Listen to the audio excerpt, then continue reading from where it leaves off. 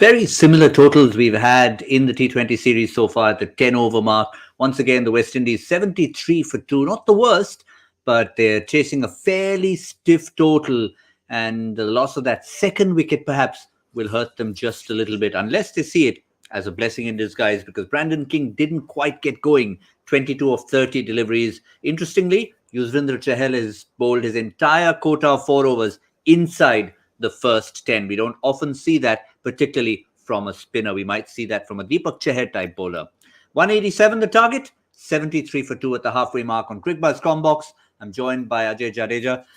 Ajay, the runs seem to be, well, maybe kind of on par, but they really need their big hitters to come to the party if they are to chase this down. Yeah, I think they placed pretty well because, if you had asked me before the start of the innings, I would have said, a couple of wickets down, no matter what the score is, because this West Indies team probably doesn't need to worry about, 10, 12 and over. That's never been a problem for them. The problem is that 10, 12 overs left in the game. So at least from that point, they have, gone through. And as you rightly said, rarely do you see Chahal finishes 4 overs. So, Pollard would be breathing easy. But they've got a Bishnoi to deal with. Harshal Patel has troubled all other teams because 6 overs out of 10 are Harshal Patel and Bishnoi. So pretty even, Steven. If I had to, swing some way, I'd probably be towards the West Indies side at the moment.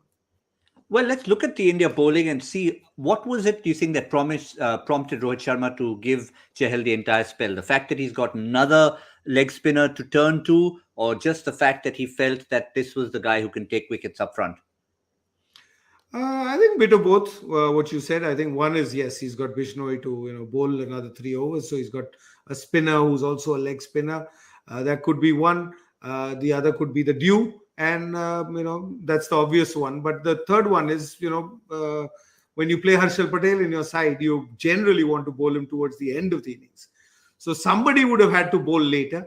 And maybe, they didn't pick up wickets today right at the top. I mean, they had not a very fast start, but a decent start for the West Indies. So he understands, like I said, wickets are key and not the run rate. So maybe he took that punt a little early in the game because that's how he plays. He likes to, make the play rather than, be behind the 4 ball. Well, Puran's come out firing. The dropped catch could just prove very costly. It almost seemed regulation, even though Ravi Bishnoi was on the move. He's a good fielder, but for his sake, early in his career, you'd hope it doesn't come back to bite him. Yeah, because he's a pretty good fielder. We've seen that he's taken some outstanding catches, and not just because he'll have to now bowl to Puran because Puran seems to be the only guy who seems to be playing him well enough. I mean, he's played him at long off a couple of times, so he's not looking for spin with Bishnoi. So he might have to not just pay with a drop catch, but pay with his bowling as well. Because had he got Puran through, maybe the other guys would have not even come close to picking him. Well, let's just wrap up here by having a look at the batting to come for the West Indies. King didn't quite fire. Kyle Mayers didn't fire in this particular game. But we've got Roston Chase, the steady Roston Chase, but lots of guys who can hit the ball a long way. Akil Hussain, Pollard, Odin Smith, Jason Holder, Romario Shepherd. Plenty of batting to come. They'll just need to make sure that whoever gets in doesn't waste deliveries. Yeah, and it's setting up that way as well because there won't be many deliveries left. By the time we talk, there'll be another 6 balls gone in this innings.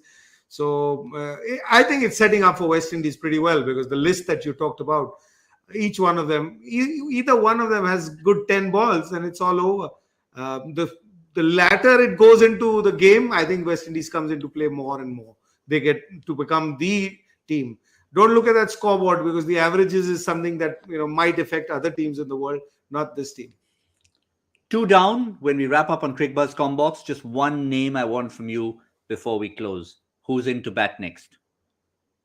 No, Karen Pollard for me because there's an experience that you need for sure. Who's going to play, get everybody else to play around them. And if Puran's still in there and Karen Pollard comes in, imagine the plight of the bowlers. Who do they want to bowl to? And so Karen Pollard also needs a few balls to start off.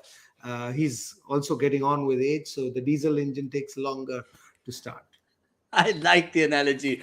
Diesel engine, but if it gets going, oh boy, watch out. For the moment, it's Puran still out there in the middle in the company of Rovman Powell. Lots to come and lots for us to wrap up and chat about at the end. For now, it's still very much game on.